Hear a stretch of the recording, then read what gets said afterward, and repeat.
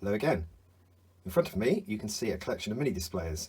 I'm going to attempt to rattle on through them and describe them briefly, when they came out and the sort of prices that you might be able to pick them up for, and then I'll choose some at the end which I would say are worth going for. So out of this collection, I'm just going to start now with a Awa, which is just a playback only player. The Awa, this AMHX77, is a Japanese only model, and I like this particularly because it's so lightweight. It really is. It's got no weight at all, especially when there's no mini disc or battery in it, but it is still very light. Unfortunately, it's very, very weak in its construction, so the metal's very soft. If you dent it or sit on it, you will have to kind of try to push those things out. I did receive this quite dented. I had to sort of bend the door to get it to close properly, but it is fine now, which is good. Unfortunately, I don't have a remote for it, but everything's accessible here on the back, and there's some little indicator lights that come up as well. And also I'm missing the little bit of plastic here on the door for the battery, the gumstick battery. So it touts 67 hours with AA and gumstick battery, so that's pretty impressive. And just a nice little mini disc player that only plays standard mini discs, and it came out in 2001. Moving on swiftly, we're now going to look at this one here. This is a Sony, and it's a MZN710. Now this is a Type R, it's a Net MD, so it's got the port on the side here, as well as standard stuff. So that's quite a nice player, as it's got a standard battery.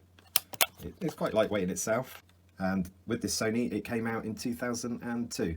So it looks like you can get these for about £30 non-working or £100 working, so that's the going rate. This is the Sharp. This is a player only, but it does play long play and short play mini disc, so that's quite good. All the controls again are on here. It's got a little indicator that flashes up on there. I don't have the original remote for this. You could obviously drive it using a remote, and there's on the back here room for a expansion for the battery pack. So that's a nice little playback only machine. Now we're going to go and look at this Sharp recorder. So this only records short play. It came out in 2001. You don't see too many of these for sale, and all these sort of Sharp ones tend to be on the cheaper side, so they can be a reasonable way of getting into sort of mini discs, but there are rumours that they're not as well sort of made as everything else, so you may face more issues with those. But all the ones I'm showing you today are working actually, so I've got no problems with using these, so that's really good. Now this is a bit of a strange design, because it's actually got the battery built in to the case, so it looks like it could be something that gets removed, but you turn it over and you can see it's actually part of the case. So yeah, I'm not sure about the sort of design of it really. It does feel pretty robust though, well made, and I think, yeah, if you were unlucky to drop it, it probably would just bounce on the edges or on the corners, and yeah, the battery would probably stay fine actually. I did a lot of commuting in the sort of late 90s, early 2000s. Did have a thicker sort of Sharp recorder, and I used to record all my mini discs on that, and then I would use Awa portable player, just use that for my commuting, for listening. So I'd leave the Sharp at home, and it would only get used for recording. And so yeah, anyway, let's move on to the next one. Now we're going to look at the Sony, and it's the MZ520. So this is quite nice. I like this player because of the thumb pad here. It just suits bigger thumbs. It's quite easy to use. I've had several of these in the past, and they've kind of struggled with reading sometimes, and I don't know if that's just a general thing with mini disc players in particular, or if it was just this model that was a little bit weaker. That's something you may have to be aware of, but this one that I've got now is fine. It all works nicely. Unlike the Sony I showed you at the beginning, the M707, this N520 came out a little bit after, so that was 2004. It's quite a reasonable way of getting into a mini disc, particularly the Net MD. So these can be picked up relatively cheaply, so they are kind of worth going for. Working is around £60 to £70, and non-working is around £20. So that's that one. We'll go on to this Awa now. So I was talking to you about the Sharp earlier. This Awa is just a player only. It's not my original one that I owned. The original one I owned did break totally, and I couldn't use it. But this is one I've been able to get afterwards, and it had a nice remote with it, and some very kind of loud earphones. Really good quality actually. What you can tell by this is it is quite robust to look at. So it's got rubber corners to it.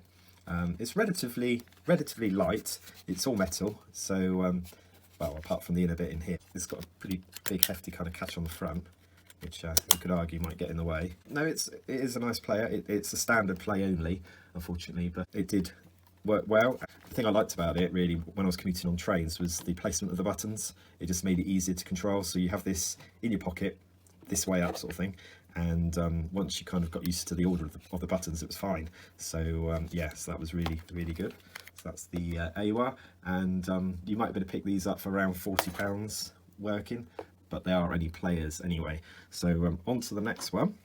Now I've got a Victor, so this is also known as a JVC. This is a Japanese model. It is a player only, and it does support long play discs as well as short play.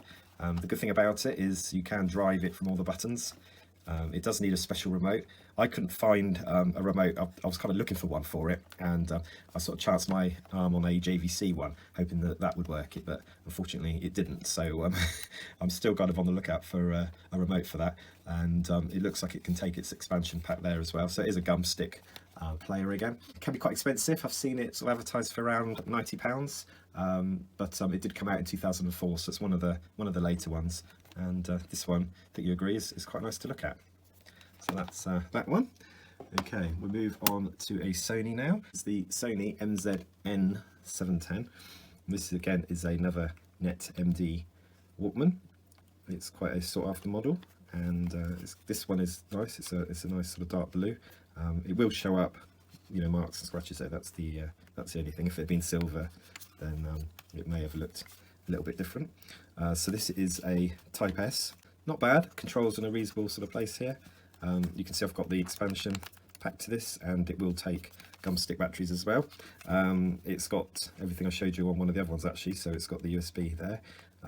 So that's a nice one, and the going rate tends to be on the cheaper end of the scale here in the UK. So working one's around £50, and £15 for one that's classed as not working. So this is one that did come out in 2003, so it's kind of a newer one.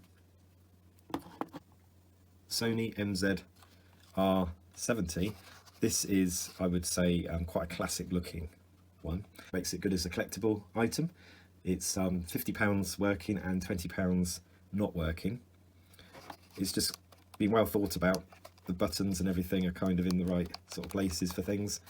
It's just a nice sort of classic design. So unfortunately it is SP short play only, but it has the built-in battery on this one, and this one does feature a AA battery, and that's the Sony MD Walkman from 1999 in fact. Okay, now on to the Sony MZN710. Here it is. This is quite a classic looking Sony, I would say. I use this one a fair bit actually to make some recordings on. Middle 2000s I was still using this quite a lot, and yeah, worked really well for me. This one came out in 2001. It's not a Net MD, it's just a sort of standard long play, short play recorder, but it's quite a nice one to have. This one, working conditions are about £50 or £20 none working, so that's the kind of price. And those prices that I'm giving you now are for kind of bare bone units, essentially, ones that don't have any accessories in particular. So that's the Sony. Now we're going to look at the Panasonic. So a little break from the Sonys. Got a couple of those here, so I'm just going to show you this one because it's got the added compartment for the AA battery, which is useful, as many of these players are the gum stick batteries, and you may have a stash of old gum stick batteries that don't last very long, so it's quite good to have this option. But you can obviously buy them still, so that's good. I don't have the optional remote for this, so everything you have to kind of drive from the buttons and this kind of flat pad here. But it's quite a pleasant looking machine. It's not a Sony, so it's quite nice to have ones that aren't all Sonys, and yeah, it works as well as you would expect. Prices are really all over the place for this. It's out on a seller who was selling 2 of these for spares and repair, and it went ridiculously low, but the prices do vary, so I'm unable to give you any exact prices, but this one would have come out in 2001, so that's the Panasonic there. Now we're going to go on to the Sony MZR900, and This one again is a little bit old, the year 2000, and I believe it was the first MD mini disc player recorder with long play. This is a nice looking machine, quite a nice colour actually, quite a common one. They tend to be quite reasonable, so this is quite a good one to look for, around £50 working, £30 not working, so that's quite reasonable. It's got a nice sort of catch there. That's the Sony. I shouldn't be saying that's the Sony because they're mostly all Sonys in no particular order. I just thought to vary it a little bit. We're looking now at the Sony MZN710. Because it's so big, I'm going to have to make some room here for the ones I've already looked at.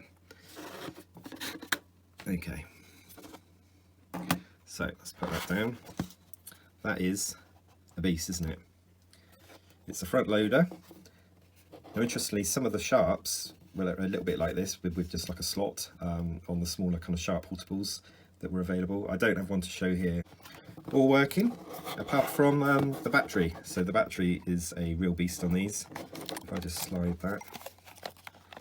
The battery alone is not far off the size of a mini disc player, really, is it?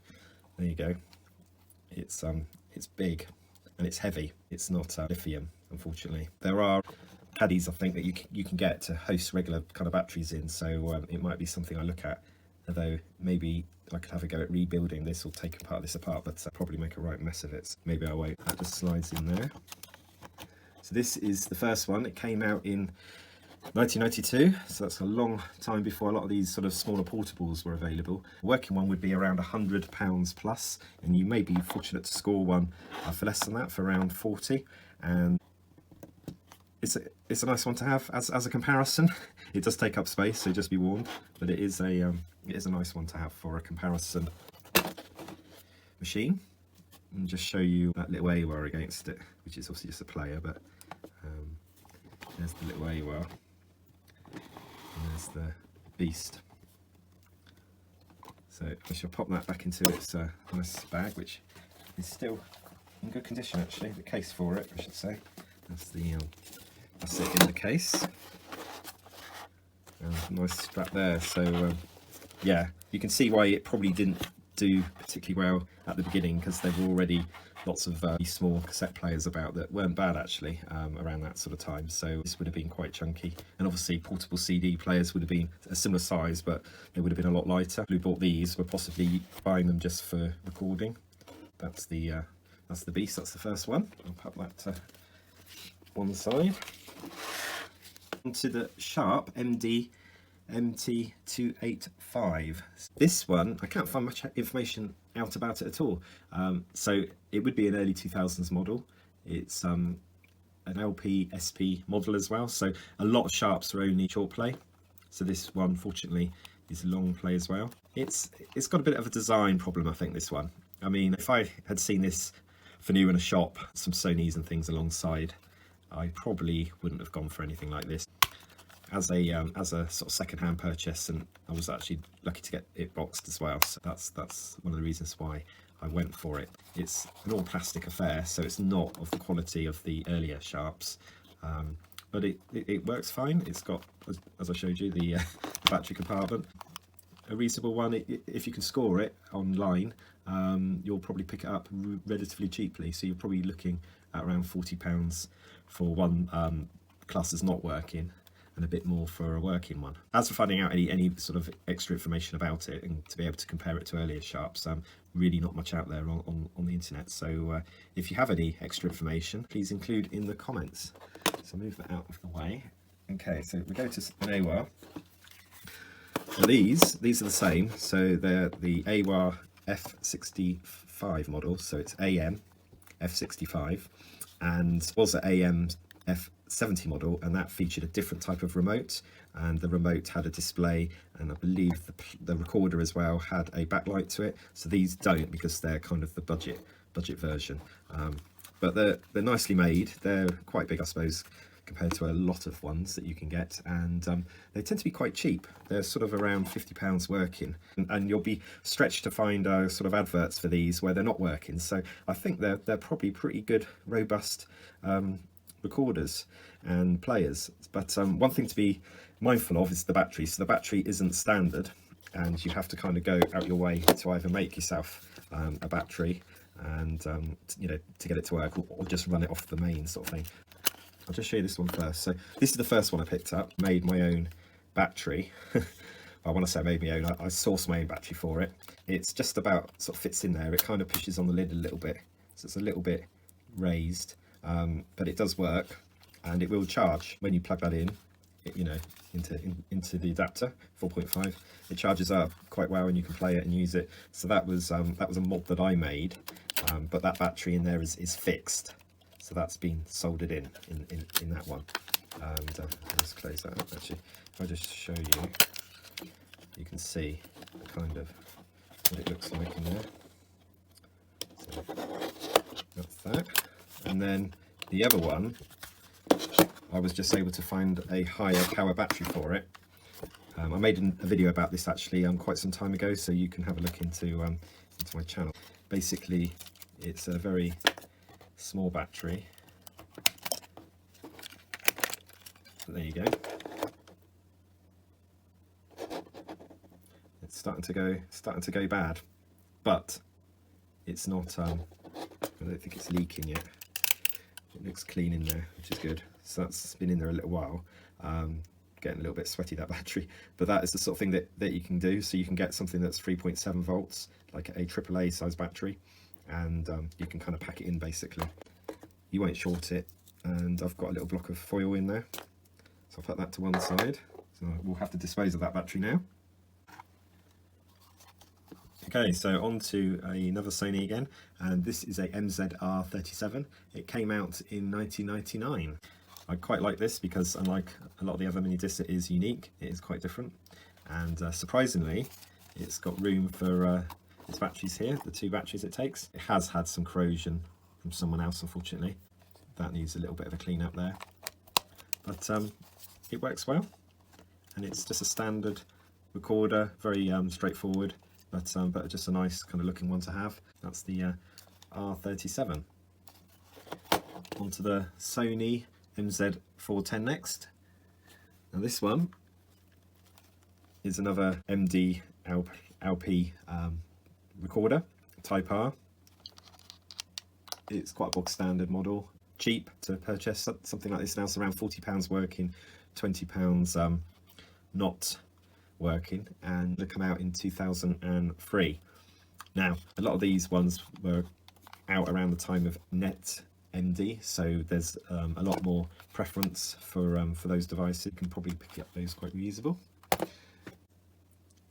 Then we go on to the Sony MZN710. So this is quite a desirable player recorder to have because it features the Net MD, and also it's just really lightweight. It kind of reminds me a bit of the Awa I showed you at the beginning in terms of its kind of lightness. It's not quite as thin, but we've got to give it some credit because it is a recorder and not just a playback machine. The only issues, well, there's 2 main issues with these. The first is the connector. So the connector is relatively hard to get hold of these days. You can get docks for these, but you will need to get the right lead as well to kind of connect in, unless you do a bit of a hack like I did in one of my other videos. So you can go back and have a look at that. You can actually share that cradle with one of the high MD recorders, player recorders. That's quite useful. Actually, I'll show you that now quickly. So that's the player to look at. So the second thing to be concerned about is the battery. So it does take a slim battery, but the battery itself is connected directly, so it just doesn't kind of sit in there. It needs to be unplugged. You can, I think, get batteries for it now. So there are sellers, I think in China, that are selling them. I've not changed the batteries over because I've always just basically used this switch here to turn off the battery from being connected to the player, so hoping to prolong the life of the battery, and it has worked to a degree. With like all these things, you do have to regularly use them to keep the batteries going. It's yeah, it's a nice sort of player and recorder, and it came out in 2002. Around about £100 for a working one, and £50 for one that isn't, and could be looking at more for ones that actually have the dock. which is what you need. So I'll show you the, I've got another one at the moment in the dock. The dock serves the purpose of charging and allowing you to connect to USB on your computer. Fortunately, what I've done here, it looks a bit nasty. I've just taken the edge off here so I can put a different recorder in there. So just to show MZNH1.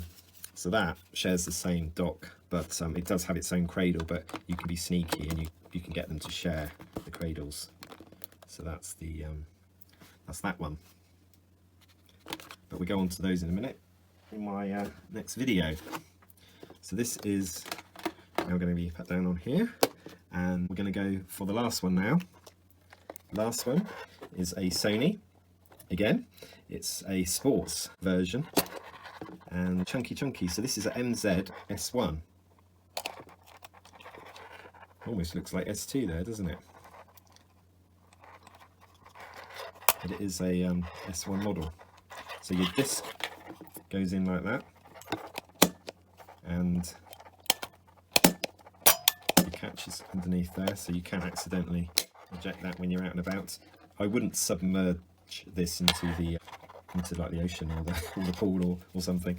I would yeah, definitely not do that. So the rubbers on here look reasonably intact, but they do feel of an age where they could break off, so that's something to be wary about.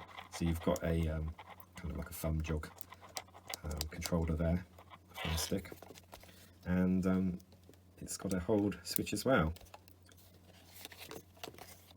So let's open that up again, and now we can show you where the battery goes inside there. So this came out in 2002. And it's quite a nice one to have. It is Net MD compatible, but it is Type R. That's okay for recording anyway.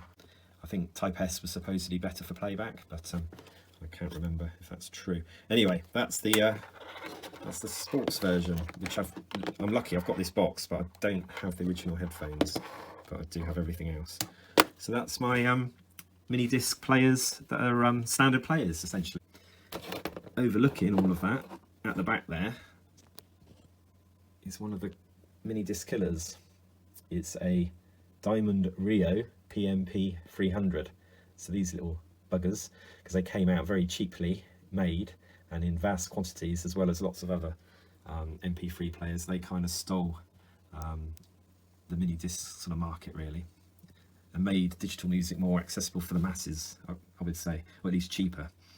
Okay, so I'm just going to go back through the list, and I'm not going to mention any that I think aren't worth bothering with, but the ones that I would say from this collection here, you know, worth maybe looking out for, because their sort of costs aren't too bad and their features aren't too bad, would be this Sony here. So this Sony MZN710. I would then say that the N520 is possibly a reasonable buy. I wouldn't probably go out my way to get one, but they are quite cheap, and they could be a good way of getting into Net MD anyway. So that's something to bear in mind. A definite sort of buy would be the N710, and that's this one here. So that's just a nice looking and quite a popular machine, but also quite reasonable, so still cheaper than some of the other ones. So this is around £50 to get hold of. So I would definitely say try to get hold of a big a big beast that sits in there, only if you can get it, you know, cheap enough. I think they are very kind of iconic. It's nice to have the first of anything, I think. So that's what I would recommend. The Sharp, I did kind of say that possibly if you find one and someone's struggling to know how to price it and they sell it at a reasonable price, then definitely worth getting hold of. The Awa's always good for kind of mucking about with. One here, AMF65 or the F70 are definite ones that you can have some good times with. And then my final one would be the R37, and the reason for that is because it looks iconic. And I shall show you again. Funny place to have the buttons, but anyway, because it kind of sits down like that, doesn't it? But no, it is just a nice looking machine, but only really just to kind of keep as a souvenir to look at from the earlier kind of mini disc days. That's what I would say. We kind of got onto them at the end, didn't we? So the other two to think about is if you can get something like this in good working condition, a decent battery, and a cable, then that could set you up, and could set you up quite nicely for high MD as well, because you can obviously use the other player I showed you. So they do share the same connector. So this MZNH1 and MZN10 almost placed in the same area, isn't it? It's not quite, so that's why you have to hack the cradle. You can see it slightly out. They are nice ones to have. So yeah, that one, and then the final one, if you can get it kind of cheap enough, only because it's a bit more of a gimmicky one, and that's the one I'm holding. So that's the Sony MZN710. So I hope you've enjoyed this video, and I haven't rambled on too much. I will make a video about my high MD players and recorders, and I will post that shortly as well. Thank you very much for watching, and hopefully see you on the next video. Bye for now.